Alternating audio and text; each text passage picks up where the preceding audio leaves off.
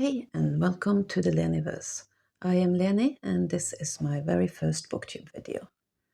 So today I just want to talk a bit about why I decided to start a BookTube channel, and spoiler, it was the Women's Prize for Fiction.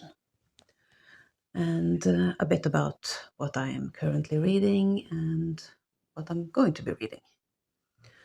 So I have actually been thinking about a BookTube channel for about a year. And I've been sort of loosely aware of the Women's Prize for several years, but I only really took notice of it in 2021. And the reason for this was that Piranesi won. There. Look how pretty. Now, I read this in 2020. Now, 2020 was not a great year in so many ways.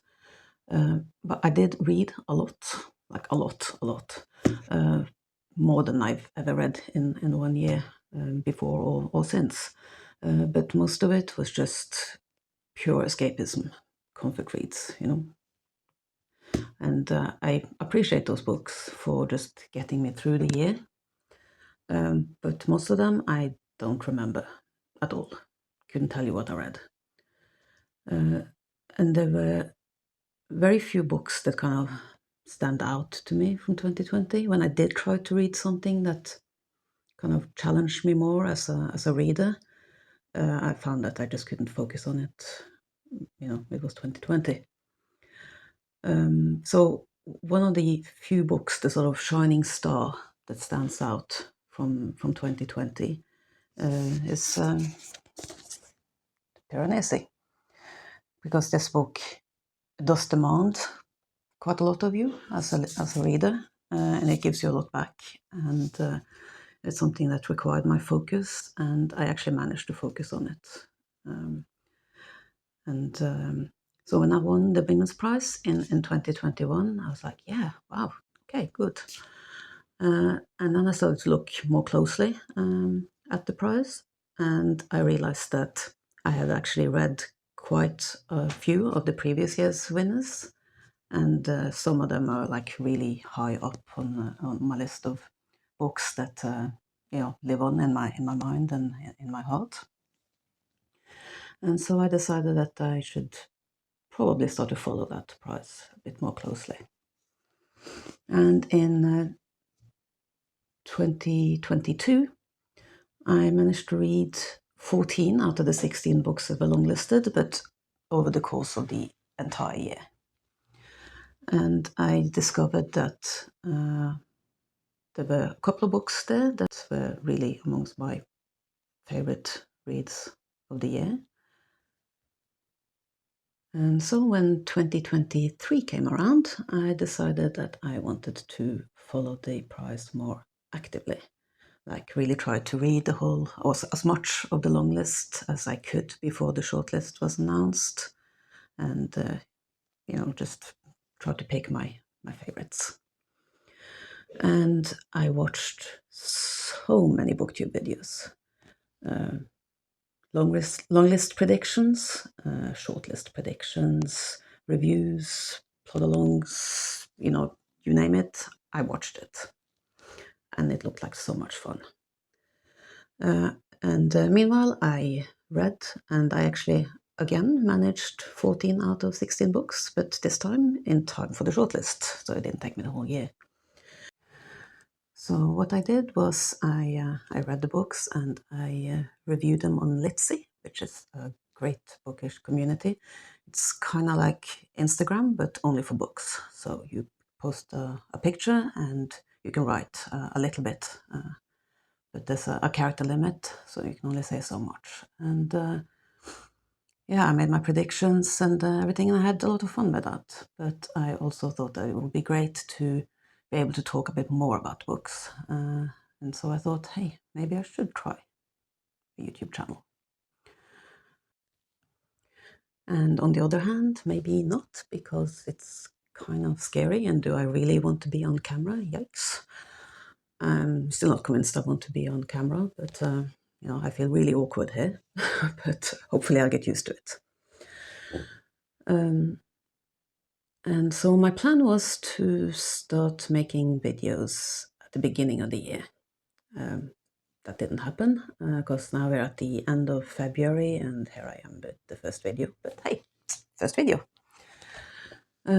Also, I don't plan on just making Women's Prize for Fiction video content and then just like disappearing for the rest of the year, only appearing when there's a new long list, because I do read all year round. So, what do I read when I'm not reading Women's Prize longlist books? Well, I've just finished this book, Biography of X by Catherine Lacey, which actually is eligible, I think, for the Women's Prize this year. I think I would like to try to review this book, but I need to get my thoughts in order first, because I'm feeling a bit ambivalent towards this book.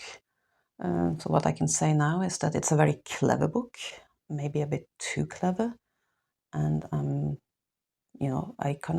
I wish that I enjoyed it more than I did.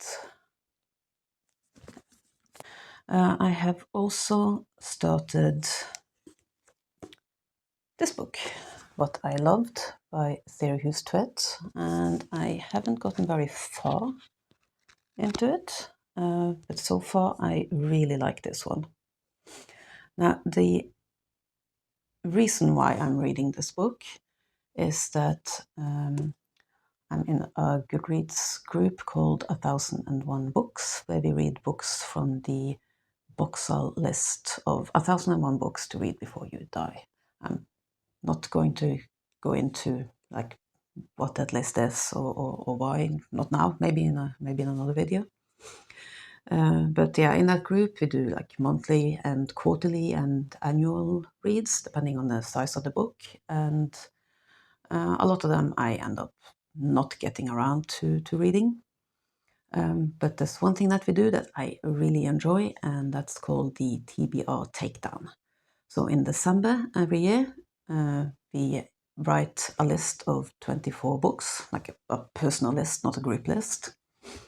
And then at the end of each month, a moderator draws a number, and from 1 to 24, and whichever number is picked, we have to read whatever book we have on that number.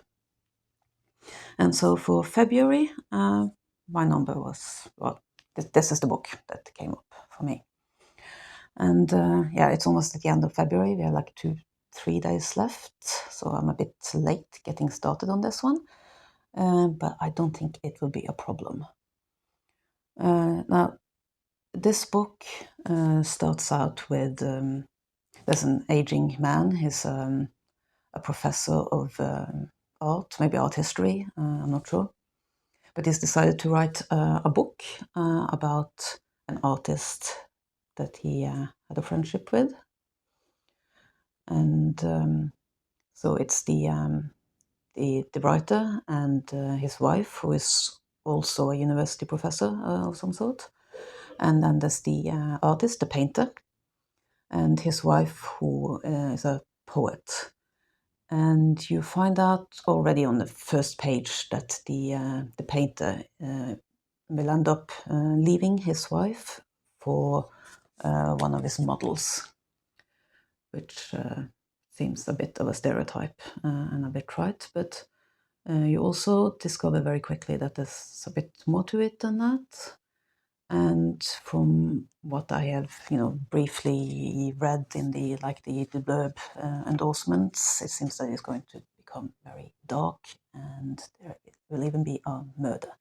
I don't know who is getting murdered, or who by, or why, but already just the introduction to the characters where nothing has really happened. The writing is so good and has really pulled me in, and I think I can probably easily read this by the end of the month.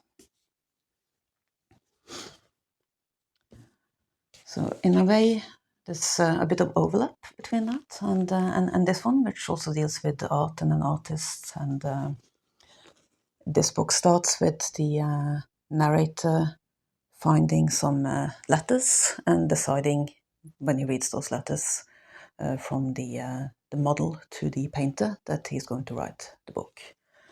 And in this one, there's a widow who goes through her late wife's, like journals, letters, and so on, and also reads a biography about her that's all wrong and decides to set the record straight. And yeah, okay, I wasn't going to talk about this until later. But anyway, so far I prefer this.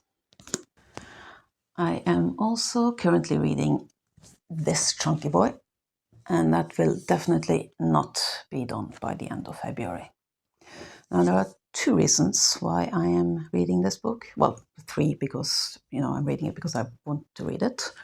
But I also have a Stephen King project going on that I might talk about in a later video. And I am also following along a reading challenge that is made by Ben Reads Good, a BookTuber. And he has the Read Good challenge as opposed to the Goodreads challenge. And it's one book per month. And in January, the prompt was annuary. You're supposed to read a book by somebody called Anne, like any version of the name Anne. And I went with Annie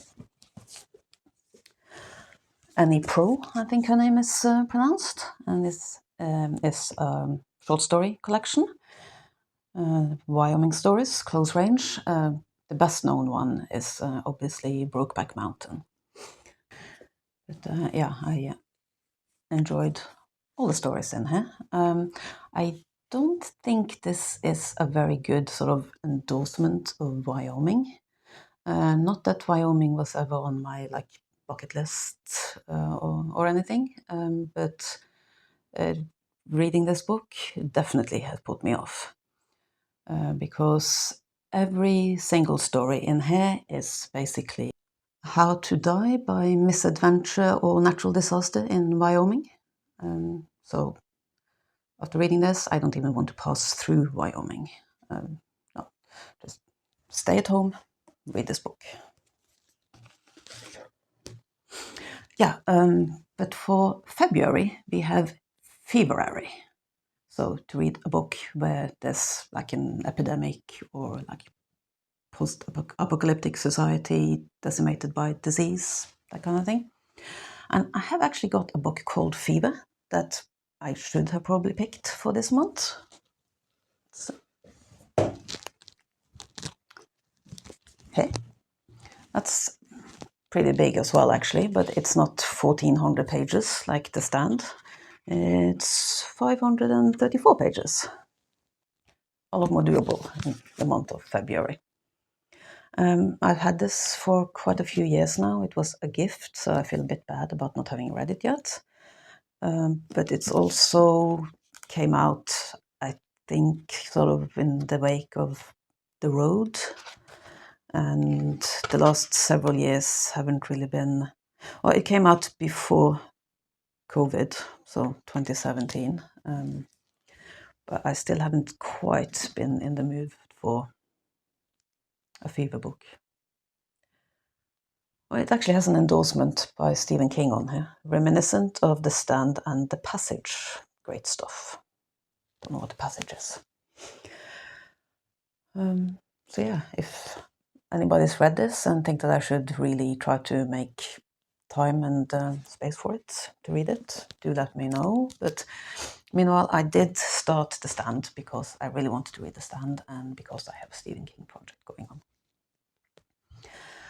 But this will take me a while, clearly, especially since next month I'll be reading the Women's Prize long list, right?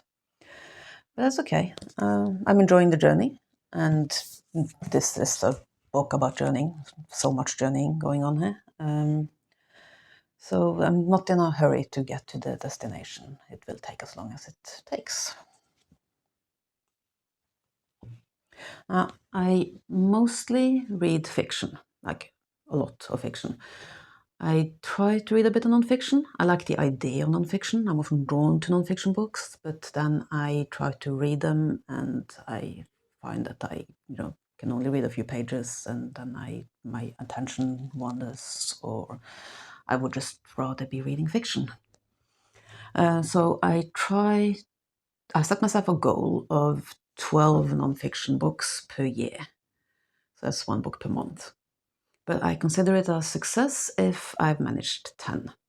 Now, last year I only managed 8, which is a bit poor. I was quite surprised when I tallied up the books and realized that it was only 8, because I felt like I had read so much nonfiction, like constantly nonfiction, but clearly not.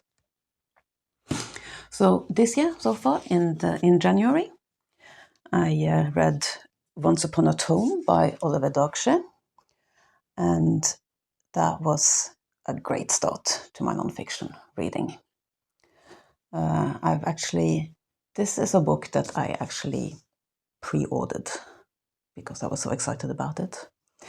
I don't normally pre-order books because I'll get to them when I get to them. There are so many books, I'll never run out. But especially for a debut author, pre-orders can be really important. And I knew that I wanted this one, not just to read it, but to have it. It looks so great. Here you have Oliver sitting on his little desk, his ridiculously little desk.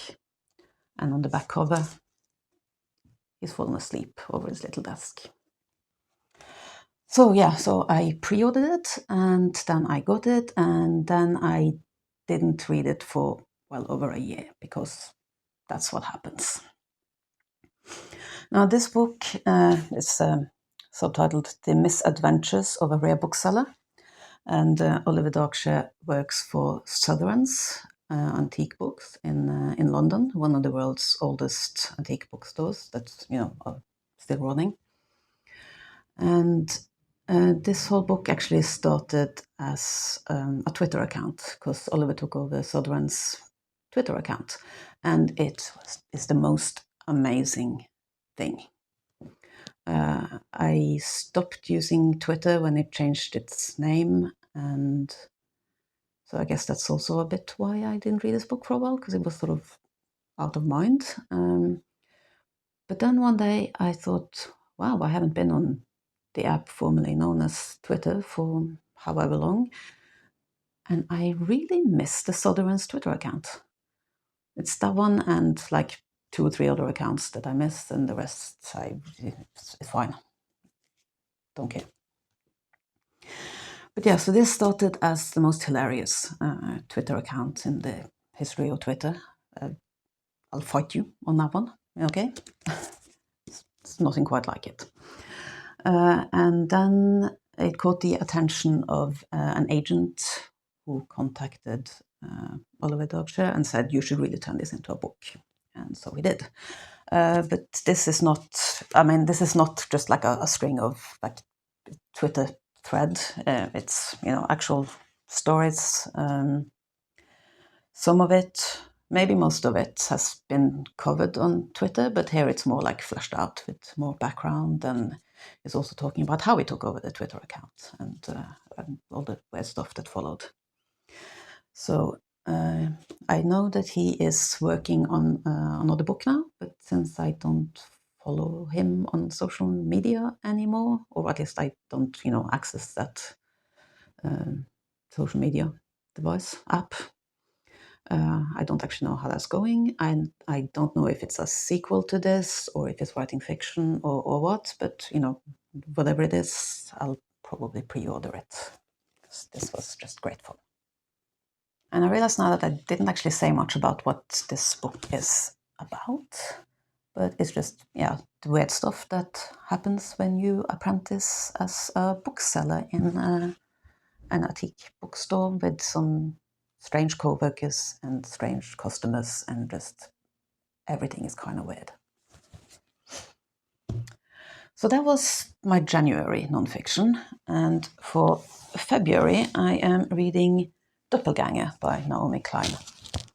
And yes, I know that this is on the Women's Prize for Nonfiction long list, and no, my obsession with the Women's Prize does not extend to reading the entire nonfiction long list, because it's 16 books and I aim for 12 nonfiction books per year, and I tend to fail. So, clearly I am not doing that. And I actually reserved this at the library before the long list was announced, so I was going to read it anyway. I haven't gotten that far in it yet. It's a bit of a, I'm not sure I would call it a heavy read, but it's not as easy to read as I expected. There's a lot of details and a lot of things to think about in here. But it's the story of how Naomi Klein was continuously confused on social media with Naomi Wolf, both because they have the same first name and sort of, one-syllable surname, and because they covered some of the some similar topics in their nonfiction writing, but that they had very, very different opinions and political views. And it's called A Trip into the Mirror World, because she uncovers not just that she has sort of a doppelganger who deals with the same things but is like radically different, but she also ends up sort of uncovering a world of conspiracy theories, and I'll probably have more to say about it when I've read more. There are actually a few other books on the long list for nonfiction long list that I am interested in. I have Some People Need Killing. That will probably be my next nonfiction read, and there are a few others that, if I come across them, like if the library acquires them, I'll probably read them. But I also have a lot of nonfiction books that are at home that are eagerly waiting their turn and calling to me from my bookshelf and saying, read me, you've had me for so many years, you must read me, why haven't you read me yet? One book that I need to read before, maybe not before the Women's Prize long list is announced, but before the International Booker long list is announced, a few days after, or maybe a week after the Women's Prize, is The Birthday Party by Laurent Mauvinier. And the reason for that is that I made a deal with Gemma from Jam of Books that we would each read one of last year's International Booker long list books before the new long list. I actually did read one last year, but I didn't like it. And then throughout the year I have accumulated several books that I was quite interested in from the International Booker list. But then the regular Booker list came out and I started reading them instead, and yeah, it happens. But I do have quite a few of them that I would still like to read, and I'm going to start with The Birthday Party. And I think that will probably do for my first video, don't you? I've been like blabbering on enough now. My next video, hopefully in just a couple of days, will be my prediction for the Women's Prize for Fiction long list. Because as I'm recording this, there's a week left until the long list is announced. Yay! But hopefully I'll get a prediction video out before then. So until then, thank you for watching.